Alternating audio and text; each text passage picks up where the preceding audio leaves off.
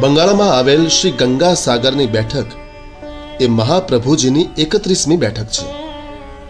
આ ગુપ્ત બેઠક જે છે, આ બેઠક કોલકાતાથી 125 કિલોમીટર દૂર શ્રી ગંગા સાગર પાસેના કપિલ મુનિના આશ્રમ પાસે આવેલી છે. આ સ્થળે ગંગાજીનો સમુદ્ર સાથે સંગમ થાય છે, તેથી તેને ગંગા સાગર કહે છે. અહીં આ બેઠકજી ગુપ્ત રીતે બિરાજે છે.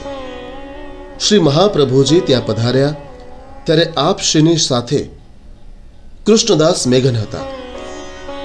આપશ્રીએ અહીં કપિલ મુનિના આશ્રમ પાસે એક છોકરના વૃક્ષ નીચે મુકામ કર્યો.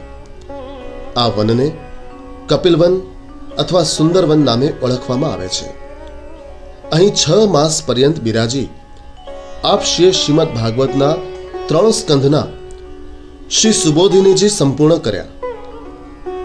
આપશ્રીએ અહીં બિરાજીને શ્રીમદ ભાગવતનું પારાયણ પણ કર્યું હતું. એક વખત આપશ્રી રાત્રે પોઢ્યા હતા ત્યારે કૃષ્ણદાસ મેઘન આપની ચરણ સેવા કરતા હતા. તે વખતે આપશ્રીને લીલા ડાંગરના મમરા આરોગવાની પ્રેરણા થઈ અને આપશ્રીની કૃપાથી કૃષ્ણદાસ મેઘન પણ આપની આ ભાવના જાણી ગયા. આપશ્રીના નિંદ્રાધીન થયા બાદ આપની ચારે બાજુએ લક્ષ્મણ રેખા દોરી અને હિંસક પશુઓને તેમાં ન પ્રવેશવા આદેશ આપી કૃષ્ણ